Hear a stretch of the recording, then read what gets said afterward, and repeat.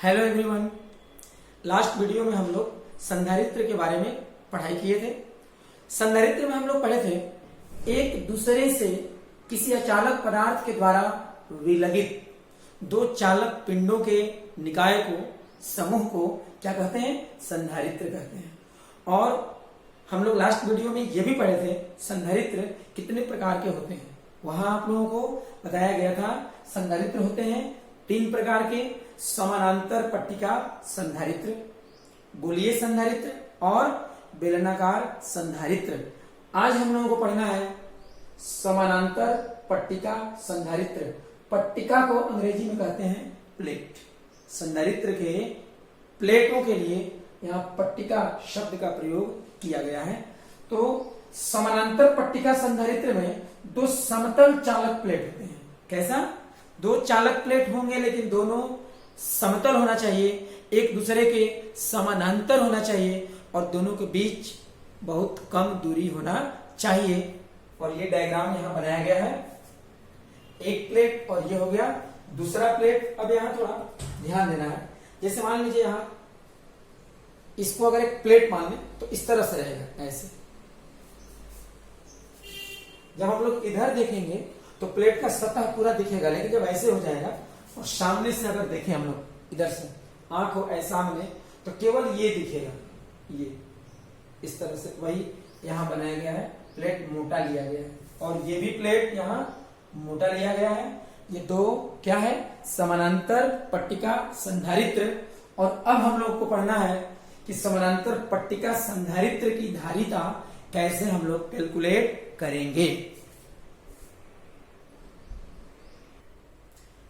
अब हम लोगों को किसी समानांतर पट्टिका संधारित्र के धारिता का कैलकुलेशन करना है, धारिता का मान ज्ञात करना है।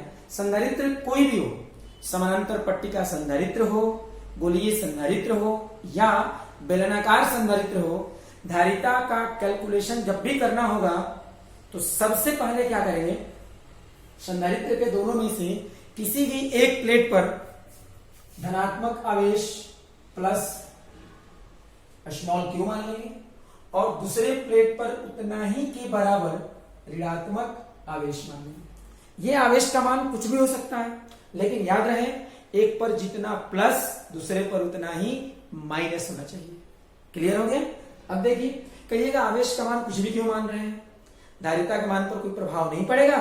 तो आप लोगों को लास्ट वीडियो में पढ़ाया गया था, बताया गया था कि किसी भी संधारित्र के धारिता का मान Q पर और दोनों प्लेटों के बीच के विभवांतर V पर डिपेंड नहीं करता है।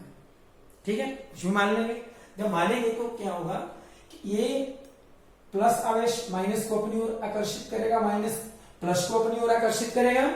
तो पूरा का पूरा आवेश प्लेटों के सभी सतहों पर नहीं फैलेंगे, केवल अंदर वाले सतह पर आवेश पूरी तरह से समान रूप से डिस्ट्रीब्यूट हो जाएगा। यहां देखिए,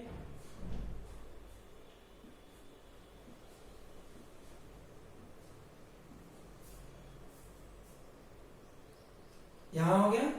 तो ये जो सतह है यहां प्लेट का इस तरह से ऐसे अंदर वाले सतह पर आवेश फैल जाएगा।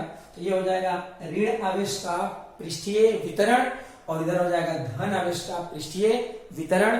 तो आप लोगों को पढ़ाया गया है कि अगर कोई अनंत विस्तार वाला आवेश का समतल पृष्ठीय वितरण हो तो विद्युत क्षेत्र का जो मान होता है वो कितना के बराबर होता है? सिग्मा बटा 2 एप्सिलॉन 0। यह भी बताया गया था कि यहाँ पर धनात्मक आवेश है तो सतह पर आवेश फैला हुआ है, तो कहीं भी विद्युत क्षेत्र का कैलकुलेशन करेंगे तो सतह के लंबवत और उससे दूर होगी विद्युत क्षेत्र की दिशा।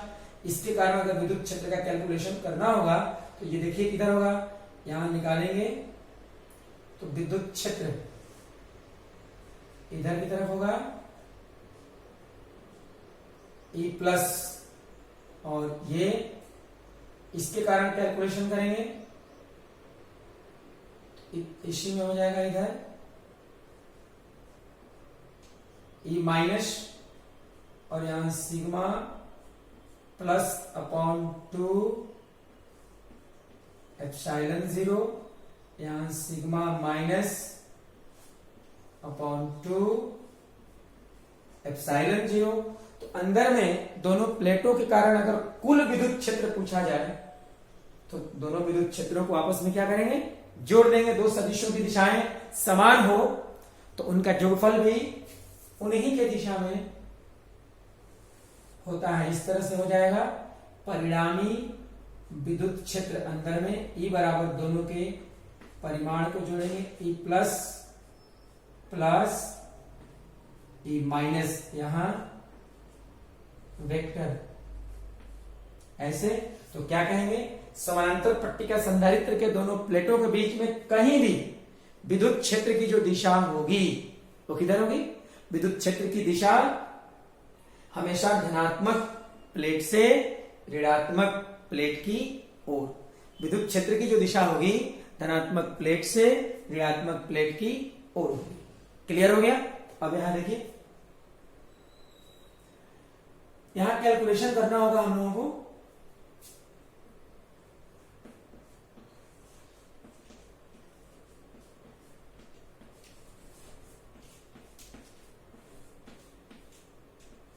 संधारित्र के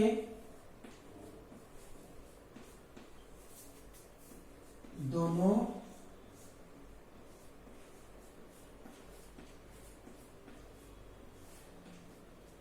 प्लेटों के बीच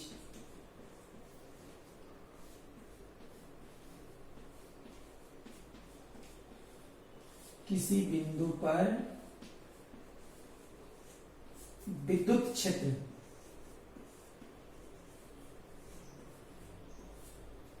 अभी हम लोग कैलकुलेशन करेंगे परिमाण का, और ये हो जाएगा E equal to E plus plus E minus.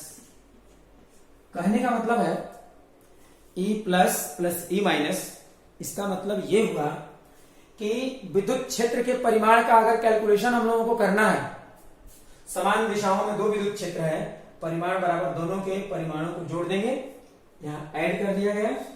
और अब ये हो जाएगा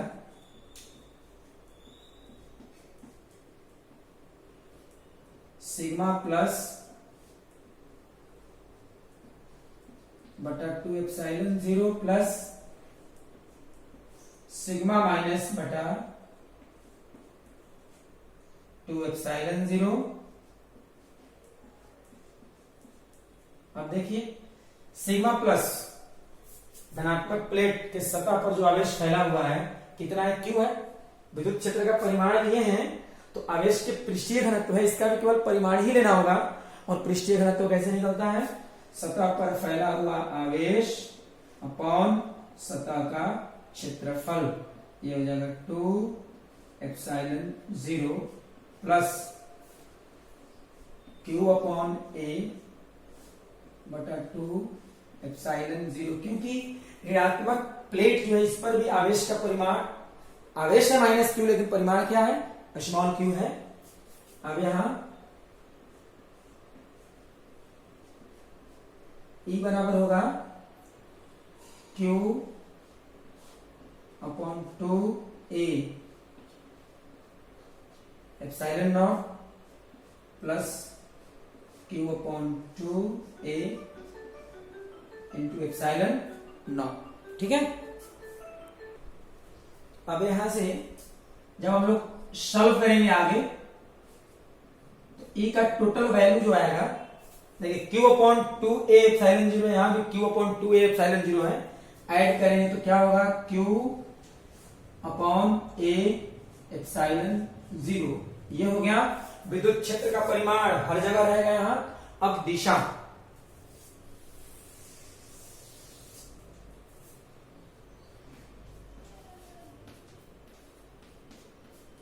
E वेक्टर की दिशा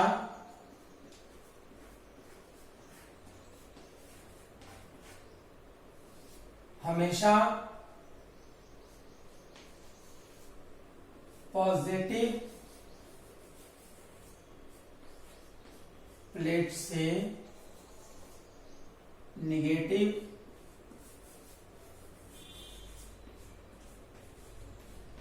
प्लेट की ओर।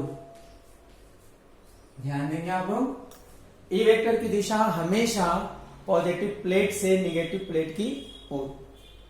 तो परिमाण भी समान हर जगह, दिशा भी समान, और जब परिमाण और दिशा दोनों समान हो जाए तो विद्युत क्षेत्र को क्या कहेंगे? समरूप। मतलब दोनों समानांतर प्लेटों के बीच का जो विद्युत क्षेत्र है वो कैसा है? समरूप विद्युत क्षेत्र है। और विद्युत क्षेत्र समरूप हो तो दोनों के बीच का विभवांतर हम लोग कैलकुलेट कर सकते हैं। तो अब यहां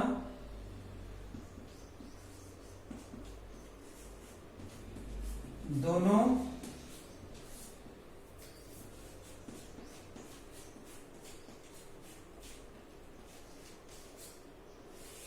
समानांतर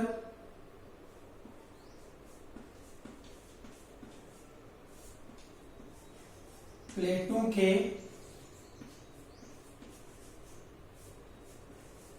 बीच का विभवांतर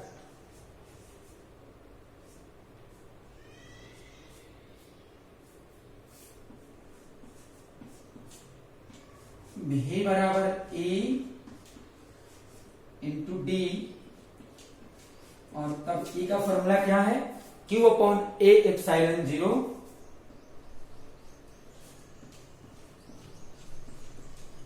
इंटू डी।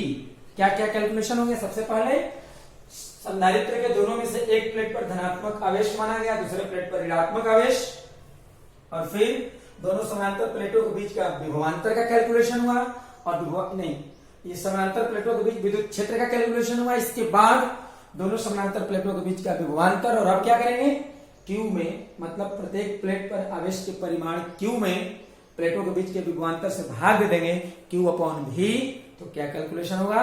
संधारित्र के धारिता का कैलकुलेशन हो जाएगा। तो अब ये मिटा रहा हूं मैं यहां से, लिखना होगा हम लोगों को। अब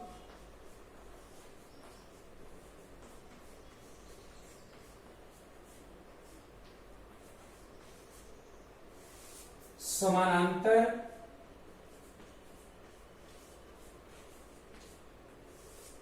पट्टिका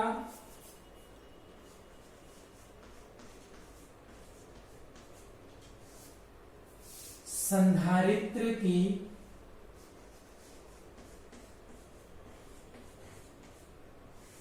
धारिता C बराबर Q upon V, C equal to Q upon A epsilon 0 into D. Q और Q कैंसिल हो गया,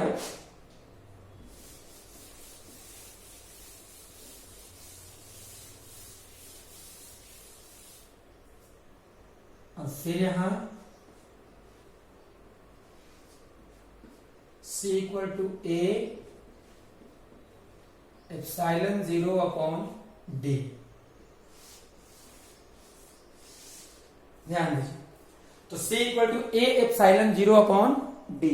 संधारित्र के धारिता का मान संधारित्र के दोनों प्लेटों में से प्रत्येक के क्षेत्रफल पर डिपेंड करेगा। और किस पे डिपेंड करेगा?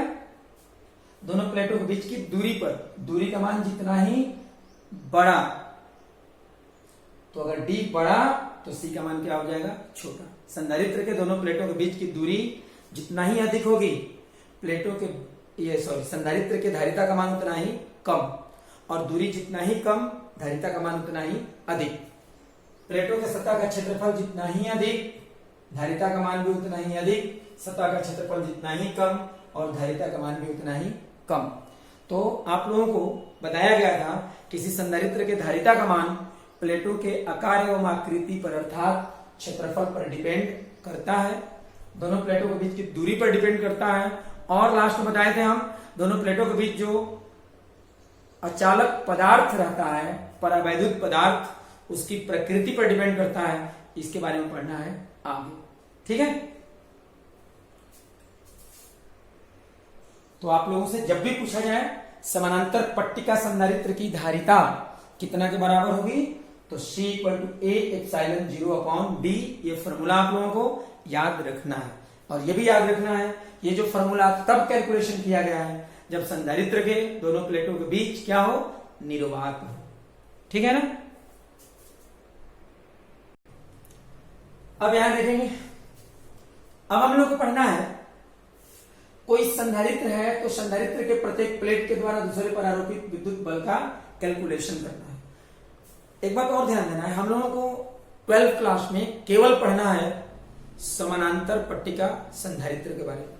तो केवल यहां संधारित्र भी कहा जाए तो भी हम लोगों को समझना है समानांतर पट्टिका संधारित्र। ठीक है। तो संधारित्र के प्रत्येक प्लेट के द्वारा दूसरे पर आरोपित विद्युत बल हम लोगों को कैलकुलेट करना है। समानांतर पट्टिका संधारित्र है, एक पर धनात्मक आवेश प्लस स्मॉल क्यू है, दूसरे पर ऋणात्मक आवेश माइनस स्मॉल क्यू है। पहले सोचना है कि ये प्लेट इस प्लेट पर, माने धनात्मक प्लेट ऋणात्मक प्लेट पर और ऋणात्मक प्लेट धनात्मक प्लेट पर आखिर विद्युत बल आरोपित क्यों करेंगे। सबसे पहले ये सोचना है क्यों विद्युत बल आरोपित करेंगे। तो आप लोग पढ़े हुए हैं, ये धनात्मक प्लेट जो है हर जगह, इस तरफ हर जगह, मतलब ऋणात्मक प्लेट पर हर जगह क्या उत्पन्न करेगा, विद्युत क्षेत्र उत्पन्न करेगा। और इसके द्वारा उत्पन्न विद्युत क्षेत्र की दिशा किधर होगी, धनात्मक प्लेट के लंबवत एवं उससे दूर इधर की ओर। यहां लिखना होगा E plus equal to sigma plus upon 2 epsilon G. और उसी तरह से जो ऋणात्मक प्लेट है, इस पर ऋणावेश फैला हुआ है सतह पर ऐसे, तो विद्युत क्षेत्र किधर की ओर होगी, हमेशा ऋणावेश के चलते विद्युत क्षेत्र उसी की ओर होती है, तो ऋणात्मक प्लेट के लंबवत लेकिन उसके ओर होगी। तो ये हो जाएगी इस तरह से, इसके चलते यहां हर जगह विद्युत क्षेत्र होगी ऐसे।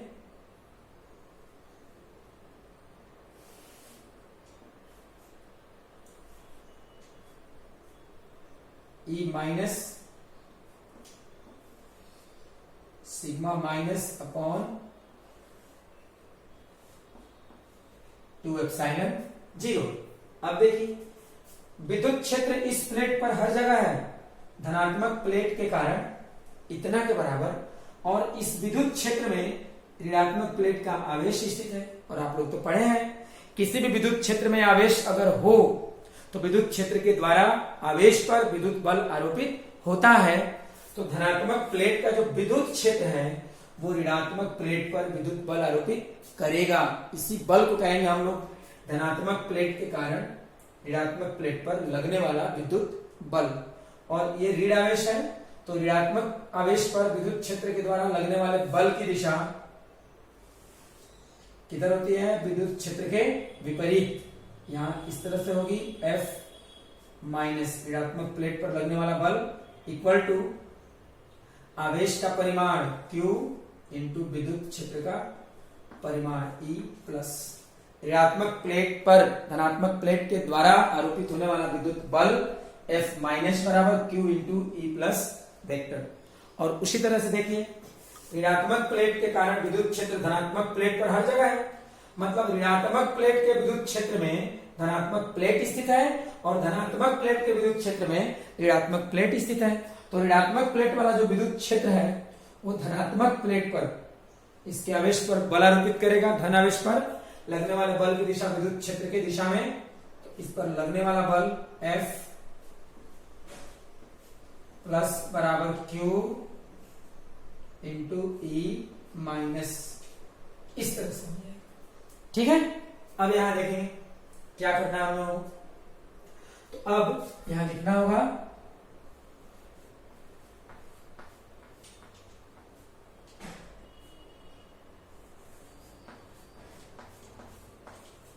धनात्मक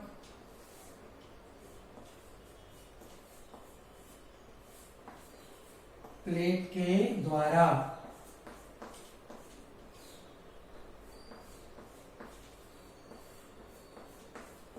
ऋणात्मक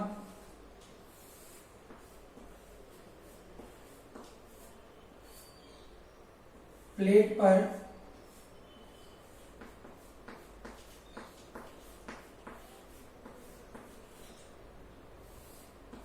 आरोपित विद्युत बल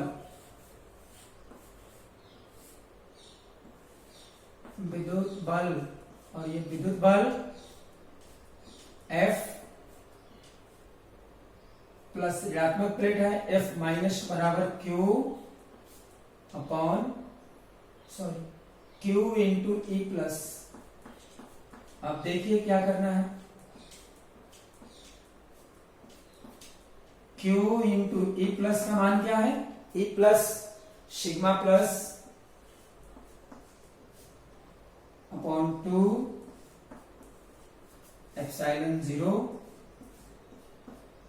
और F minus equal to Q into, देखिए सिग्मा प्लस धनात्मक प्लेट के लिए आवेश का पृष्ठीय घनत्व, और पृष्ठीय घनत्व बराबर आवेश धनात्मक प्लेट पर फैला हुआ आवेश बटा धनात्मक प्लेट के सतह का क्षेत्रफल बटा 2 एप्सिलॉन 0, और फिर ये होगा F minus equal to Q square upon 2 into A epsilon 0। तो धनात्मक प्लेट के द्वारा ऋणात्मक प्लेट पर लगने वाले विद्युत बल का परिमाण होगा Q स्क्वायर बटा 2 इंटू A एप्सिलॉन 0। और अब हम लोग लिखेंगे इसकी दिशा किधर होगी,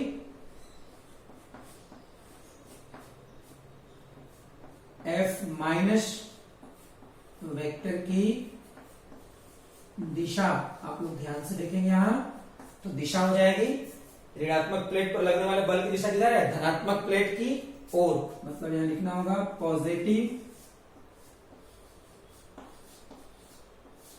प्लेट की ओर। तो हम लोग इसे ये भी कह सकते हैं धनात्मक प्लेट ऋणात्मक प्लेट पर अपनी ओर विद्युत बल आरोपित करेगा, मतलब अपनी ओर आकर्षित करेगा। और इसी तरह से लिखना होगा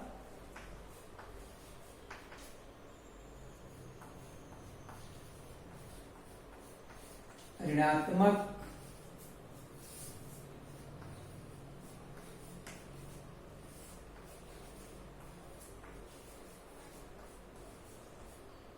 प्लेट के द्वारा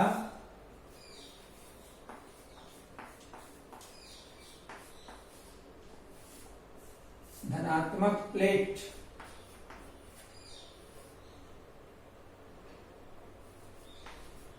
पर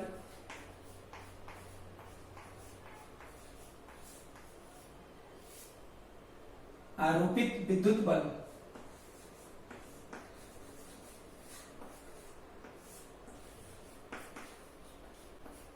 ध्यान दीजिए आप लोग, ऋणात्मक प्लेट के द्वारा धनात्मक प्लेट पर आरोपित विद्युत बल, तो धनात्मक प्लेट पर जो बल लगेगा उसे कैसे सूचित करेंगे, F प्लस के द्वारा ये हो जाएगा Q इंटू E माइनस, और यहां लिखना होगा F plus equal to Q into E minus sigma minus upon 2 epsilon 0।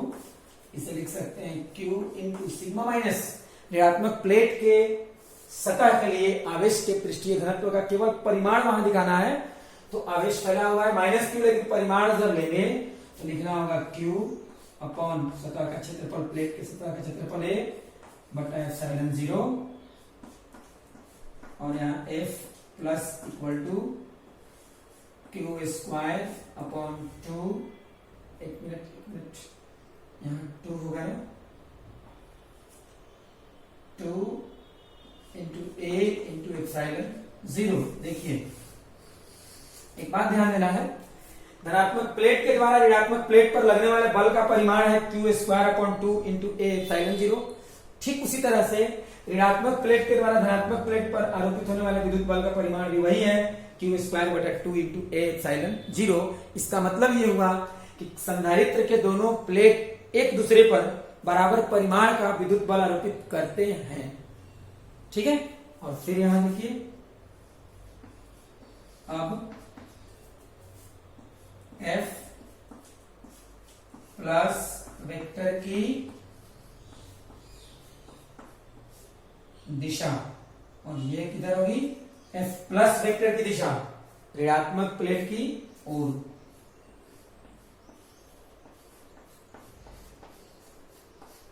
ऋणात्मक